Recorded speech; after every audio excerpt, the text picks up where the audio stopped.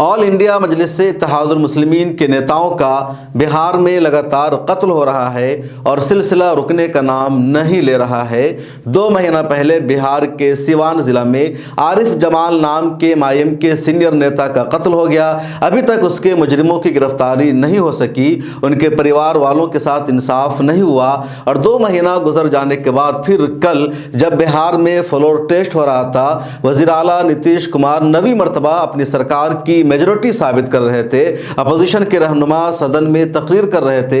उसी दौरान बिहार के गोपालगंज में एमआईएम के एक और सीनियर नेता की हत्या कर दी गई, उनका कत्ल कर दिया गया, जिनका नाम है अब्दुल सलाम और उनको असलम मुखिया जी कहा जाता है। वो बिहार में एमआईएम के सेक्रेटरी भी थे, पुराने नेता थे और पिछले दिनों जब गोपालगंज में इलेक्शन हुआ था तो वो उम्मीदवार भी थे और 12,000 उन्होंने वोट हासिल किया था। एमआईएम के इतने बड़े नेता की गोली मारकर हत्या कर दी गई और अभी तक कोई कार्रवाई नहीं की गई है। इस पूरे मामले पर असदुद्दीन ओवैसी ने भी ट्वीट किया। उन्होंने कत्ल की पिछली वारदात का भी तस्करा किया, इस वारदात का भी जिक्र किया और कहा हमारे लगातार 2 नेता की हत्या कर दी गई है लेकिन इंसाफ नहीं दिया जा रहा है, मुजरिमों को गिरफ्तार नहीं किया जा रहा है। उन्होंने एनआईए से भी बातचीत करते हुए कहा कि जब हमारे सीवान में आरिफ जमाल का कत्ल हुआ था तो उस वक्त बिहार में आरजेडी और जेडीयू की सरकार थी।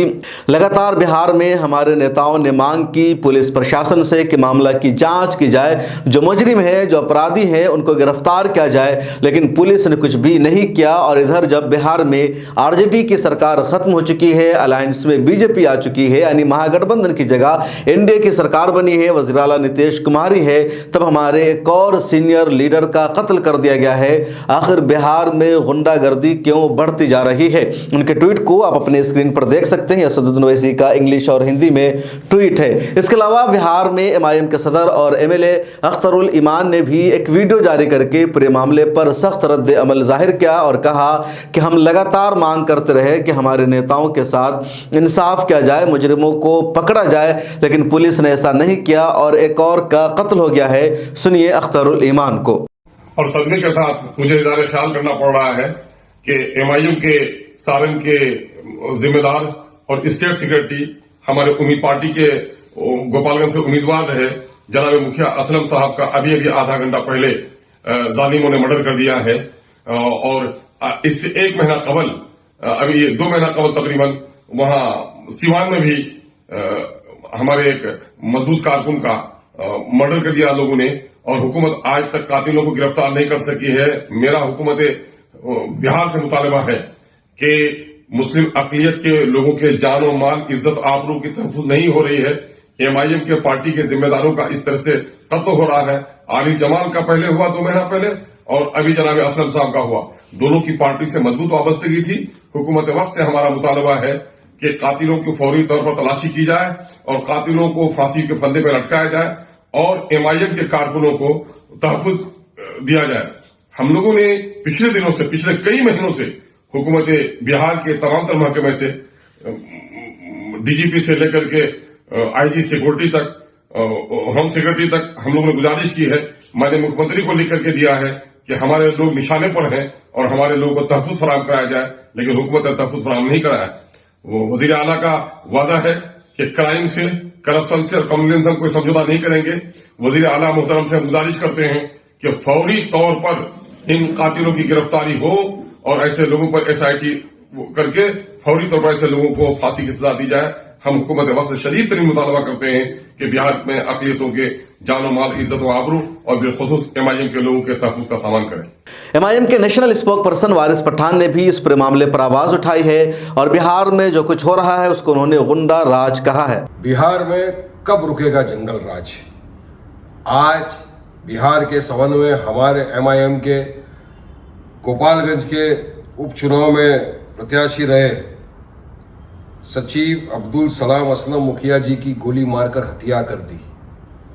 इसके पहले वहीं पर हमारे एमआईएम के एक जिम्मेदार को मार दिया गया गोली मार के। तब भी हमने कहा था कि उनको अरेस्ट करिए, जो भी कातिल उसमें इन्वॉल्व है उनको कड़ी सजा मिलनी चाहिए। अब तक बिहार पुलिस ने उनको अरेस्ट नहीं किया।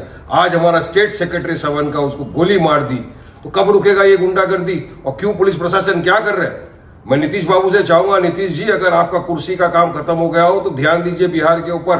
ध्यान दीजिए किस तरह से मजलिस के लोगों को मारा जा रहा है। हम तो चाहेंगे, सरकार से मुकाबला करते हैं कि हमारे जितने भी बिहार के जिम्मेदार है सबको फौरी तौर से सिक्योरिटी दी जाए, और जिसने भी हमारे सलाम साहब का कत्ल किया है, मर्डर किया है, उस दरिंदे को फौरन हिरासत में लिया जाए, फास्ट ट्रैक कोर्ट में उसका केस चलाया जाए और सख्त सजा उसको मिले।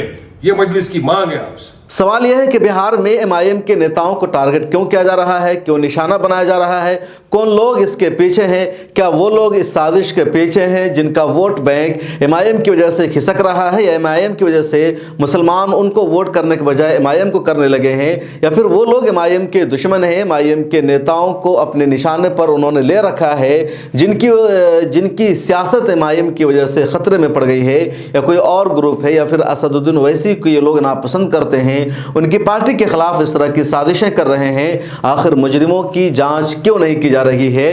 बिहार पुलिस पर सवाल अब और उठने लगा है।